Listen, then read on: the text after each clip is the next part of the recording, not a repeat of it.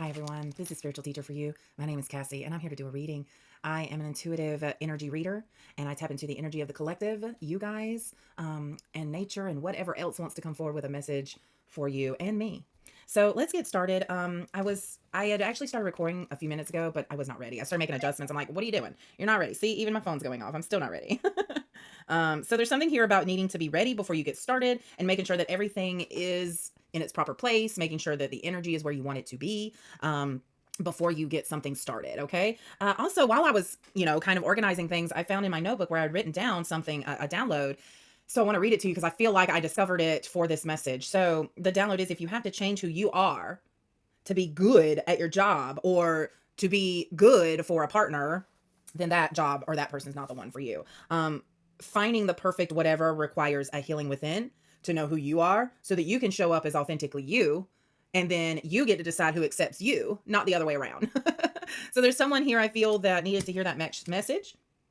And the good thing is too, when you are showing up as authentically you, you know if a job is for you or not, or a person is for you or not, because then you'll know, wait, if I feel like I'm having to change myself to fit a person or a situation or a job, I know it's not for me. That does not align. Okay. Now, will you have to learn a job or learn a person or learn a situation? Sure. And so I know a lot of times our guards are up, or our filtration system is up, I guess is what I'll say, where we decide if that person is trustworthy or that job is something trustworthy or the situation. So there is this discerning moment of deciding, are you actually feeling the energy of that situation, or does it feel chaotic and like you have to become something that you're not? Interesting. It's just got me thinking about my own stuff going on. Okay, well, the charm bag keeps coming out, so I'm gonna mix that up real good. And then let's get some charms out here. I'm feeling like I just want to dump some. So I got a handful here. It's a handful. Oh, all right. So that felt a little chaotic, if I'm going to be honest. Okay, but I got some charms I haven't pulled in a while. I love this. Okay. A lot of things came out reversed, which lets me know that the energy that is following you around is kind of blocked and upside down. Maybe you feel stuck. The turtle came out. He was on his back. And when turtles get on their back, they don't really get back over. So there's something here about feeling stuck and like you need help in order to get unstuck. So ask for help.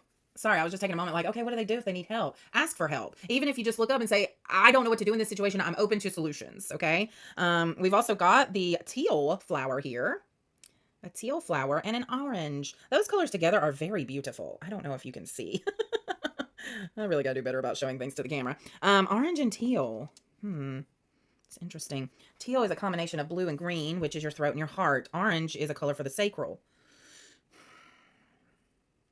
I'm hearing there's growth to be done because I have my little mushroom guy there. Yeah. You have some growth that is needed, but I'm also getting childhood vibes from this. Yeah, that energy is real blocked, you guys. Okay. Let's clear some of that out. Oh, no. Wow, that was crazy.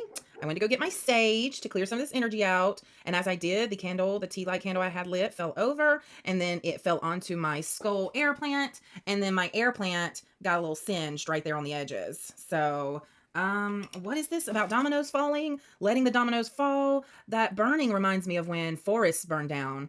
When forests burn down and it's left with an ashen forest, and it's like the nutrients from the burn helps to revitalize and rejuvenate the forest ground, which then gives it a better foundation to grow different plants and things. Okay. Oof. I just need to not mess with that candle.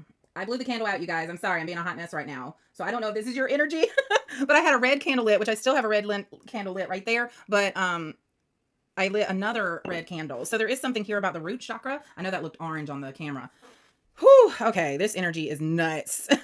Let me call in spirit here, clear some of that out, and move on with the message. It's like I got my charms out, and now I want to put them back, you guys. I don't know what this energy is. This is nuts.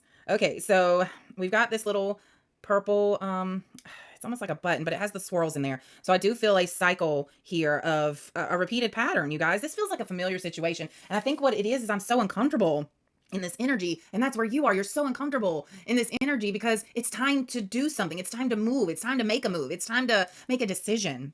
And it's like you're still stuck on some old stuff. I don't know. I just feel uncomfortable. I don't know how else to say it. Okay. I've got 3 dice here, which I'm going to save to the end to roll. But I also have a thimble, and a thimble is for protection. And on this thimble, It says San Antonio, which is in Texas. Texas. There's something about Texas, you guys. I don't know if if you live in Texas or you know someone in Texas. But I've gotten Texas coming up a couple of times. Like I was looking at a website for something in Florida and then something from Texas came up instead. So San Antonio, is that where a battle was? Or am I thinking of the Alamo? Where was the Alamo? I don't know why I'm supposed to be looking this up. Okay. Um it's in oh, that's weird. Okay, so the Alamo is in San Antonio, Texas, and it's famous for the 1836 Battle of the Alamo. So it has a picture of the Alamo right here. That's why my history's not that great, you guys. but the Alamo was a battle, and so I do sense that you are in a battle right now. But it feels like a battle with your thoughts. It feels like a battle with your subconscious. It feels like your subconscious is making you do things that don't feel like they align anymore. So there's this level of protection that I'm hearing is needed for your new elevation, for your new energy, your new frequency that you've leveled up with. Because I do feel a leveling up that has happened. Yeah, with the sun also there. I don't know if you can see the sun. Yeah, the sun being there, something about turning towards the light. What do you consider the light? The light would be something that you feel good when you're around it. You feel good when you think about it. You feel good when you're looking at it. You feel good when you're tasting. No, taste is not part of this. Why did I say taste?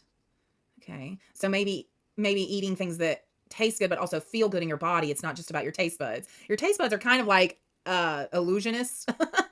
They can make something taste real good that's not good for you. I am getting though that for those that are concerned about their health, when you do the healing work, and I'm not talking about sitting there affirming to yourself every day, I am healthy, I am healthy, I am healthy, I am healthy. I eat good things, I eat good things. I put things in my body that are good only, We can sit there and affirm it, but until we've done the healing, that we actually have an inner drive to do those things for ourselves, your taste buds will lie to you about what foods are good for you and what foods are not, okay? So you can't rely on taste. I don't know why that's coming up for someone here. You have to rely on how it makes you feel. Here's the kicker. When you have healed and grown, when you put something that tasted good in your mouth, all of a sudden it's like, this don't taste like it used to. It's sweet, but it's just not good. It tastes good, but it just doesn't, I don't know. It's not like, so there can be a bit of a depression there almost because you're like, wait a second, my favorite foods aren't good anymore, but it's because you're going to have new favorite foods that taste good and are good for you. So that's part of leveling up, you guys. That's part of healing is now you are discerning about what's good for you and what isn't. Okay. We've got the clear quartz heart here. I heard purification of heart, purifying the heart. Notice that there are lots of little marks on the heart and everything, but the heart is solid. It feels good. So you may have had a sketchered past is what I'm hearing, or there may be marks on your heart, but that doesn't make your heart broken or ugly or any kind of way. In fact, it makes it stronger. With these marks on your heart, I feel like it has turned you into a bit of a pearl, which I'm getting from the clam shell here or the oyster shell, that you are a bit of a pearl is what I'm hearing. You're a pearl. I love that. Okay. Those are the charms. I have 3 dice here. Not sure what the dice are going to say. I'll get it when I roll it. I never know what it's going to come. Okay. We've got 1 on the bumblebee dice. 1. There we go. We've got 5 on the big ducky dice. And we've got 6 on the Lord of the Rings dice. Okay. 156. 156. 156. 56 seems significant. That sounds like a year. A year maybe that you were born or that a parent was born maybe. 1 being the number of new beginnings, of new perspective, of a fresh start. Also meaning sovereignty, independence, freedom. Now I'm going to look at the individual 1. Yes. 5 being a number of change and adventure. Something to get you to like move. Okay. It has movement energy with it. The little ducky is calling to me and he's looking face down when it's on the 5. So there's something here about looking down, facing down, prone. Well, I am hearing get a massage for some of you. Facing down. I don't know. There's something about facing lower energies. Facing down. I don't know. There's just something about facing down but there's a perspective that needs to happen by facing down. I don't know. I see someone working on something that's trying to move things on a page. Maybe putting it down at the bottom is better. What else am I getting from this facing down? It feels like a position. and I keep seeing somebody just facing down on a bed or on a table, or, looking down, maybe under something, maybe under the bed or under a house. Yeah, that was interesting. Okay. And then 6 here, meaning a number of balance, of unconditional love, of nurturing. This is a number of equal give and take. So added together, these equal 12, which equals 3. And 3 is the number for community collaboration, talking to one another, coming out of this time of hermiting, almost coming out of this time of really having the lessons downloaded and the energy.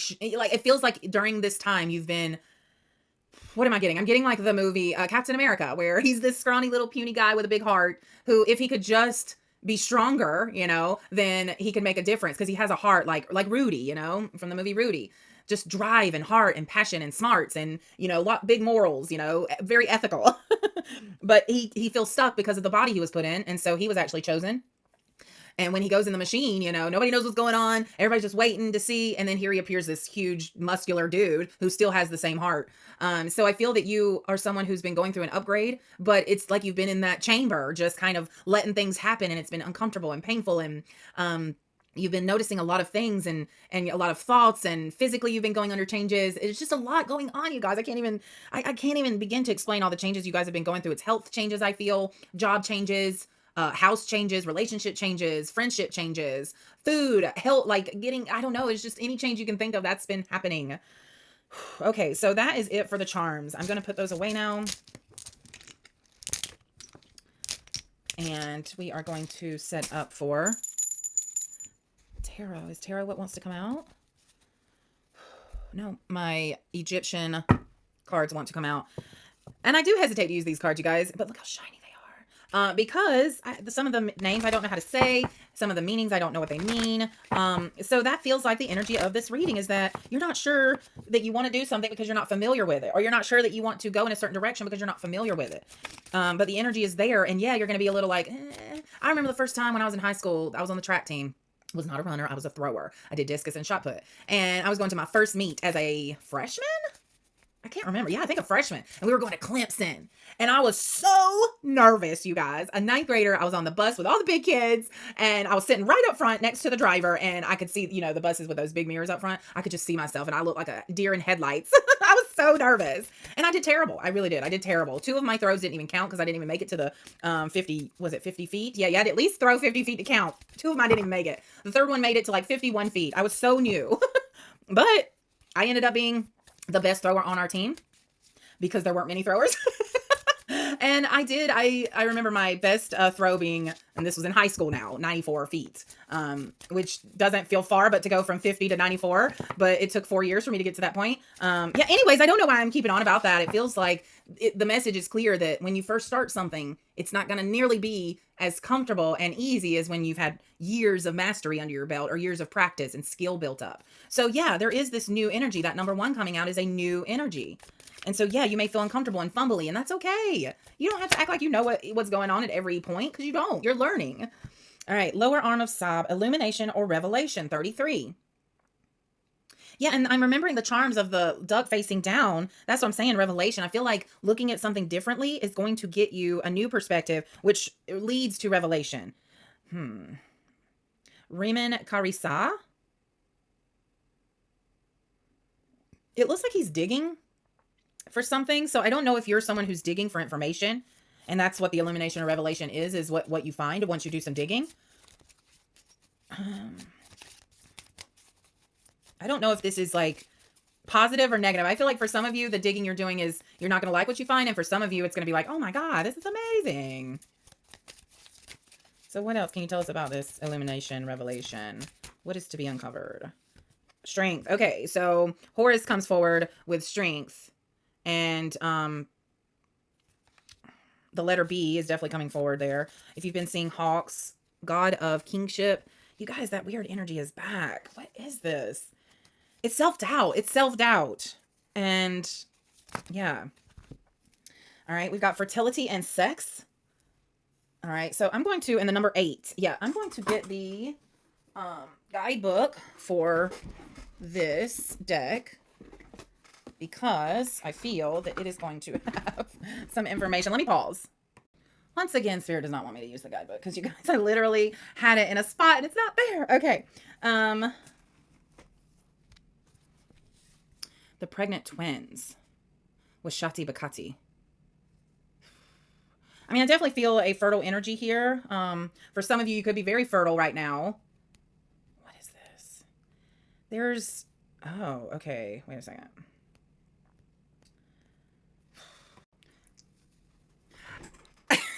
That was quite a journey. I just went on to look for this dang book. And it was incognito. So that's what I mean. Looking in a place that it feels like it's like hiding in plain sight, whatever it is. And I usually don't like to say this energy that I'm feeling, but I can't deny it either. It does feel like to me, you guys, that there is someone, feels like there is someone being unfaithful, or there is some kind of hidden thing that they are ashamed of.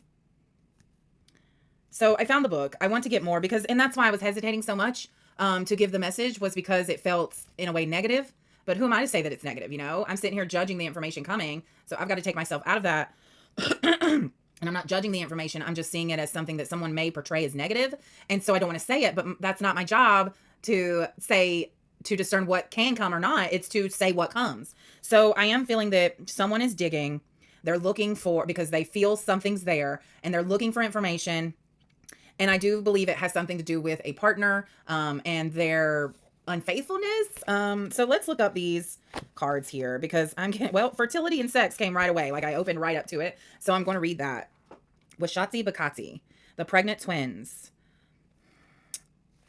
This card is not connected to romance, but to sexual intercourse. It is a card of great physicality, the human body, the sense organs, and physical appearance. Originally painted on a shard of pottery, a female acrobat is pictured performing a difficult maneuver. Her beautiful long hair cascades to the floor as she twists her limber arms backward. She is skilled in physical movement and knows how to put on a show. So there may be a siren, a temptress, nine-tailed fox I'm getting.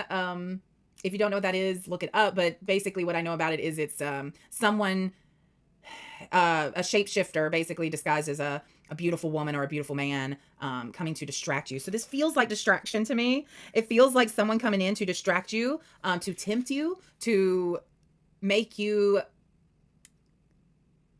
realize what you still have in you that you need to heal. And hopefully, no, I'm not going to say that. The first deacon of the twins group was Shadi Bakati, fittingly started as two separate deacons on the Middle Kingdom coffins.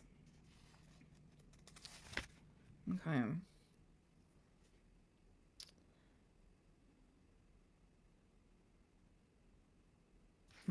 Interesting.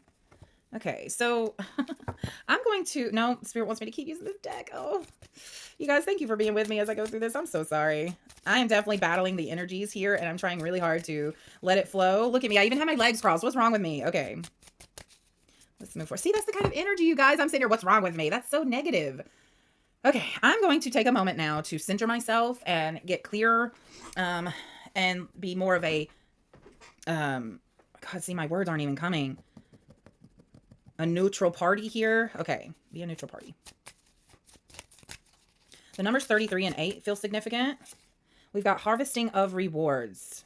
Akui, the two spirits. So there's twins. I'm getting Gemini here, and then the two spirits. So very interesting. Harvesting of rewards, number 24.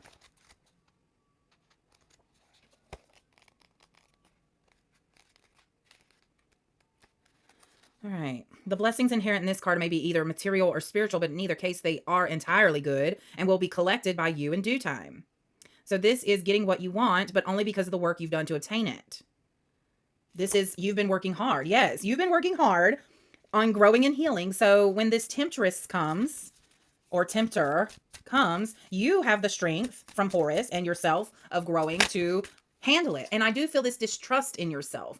Like you're not sure if you're strong enough to resist temptations, okay? But this says that you are. Removal of obstacles, see? Shetway, 2 tortoises, you guys. Oh my gosh. There's that 2 again. What is that? 222. The number 37. So maybe it feels like for some of you, there's been someone tempting you or someone you are supposed to be with. And they're being tested. I definitely feel a test. I feel a test, but I feel them passing it. I feel them realizing that they don't want to destroy everything they've built, which you've obviously worked hard. This could feel like you or maybe someone you're with.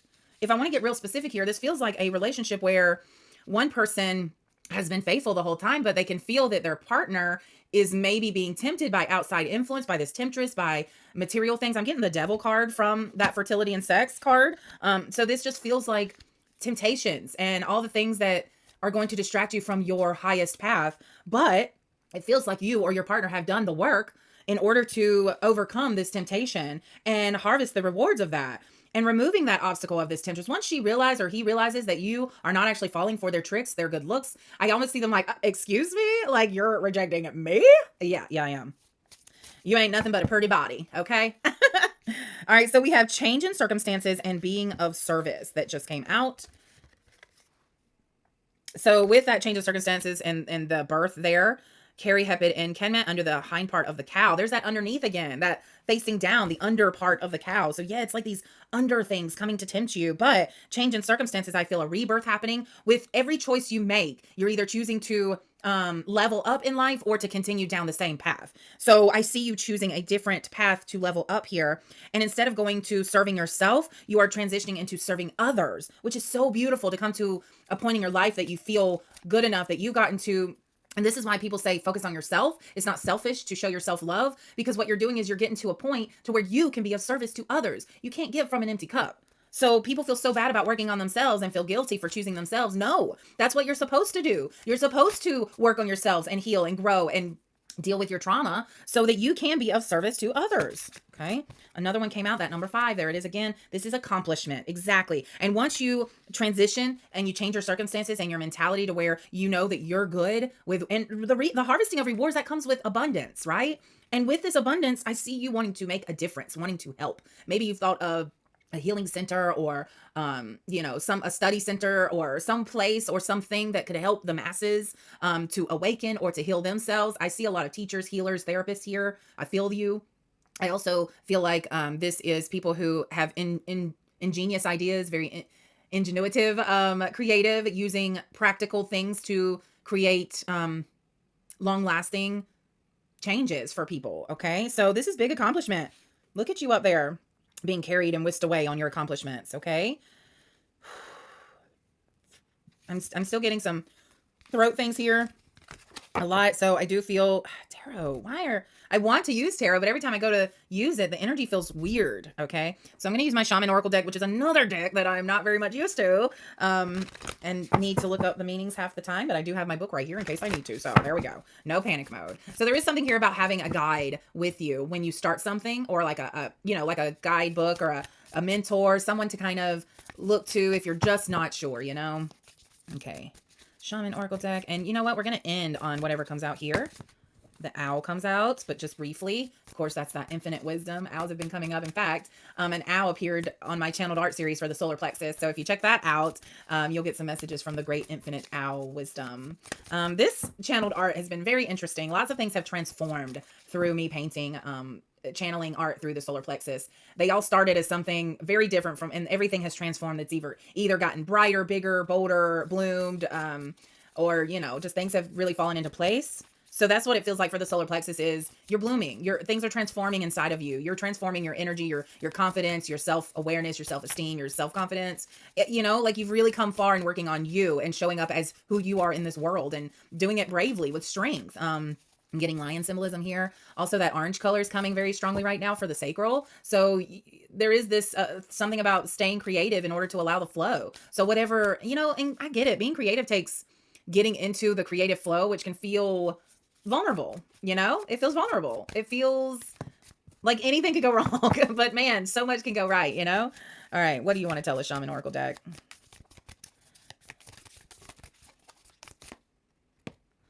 The Sweat Lodge. Wow. Okay. The Sweat Lodge.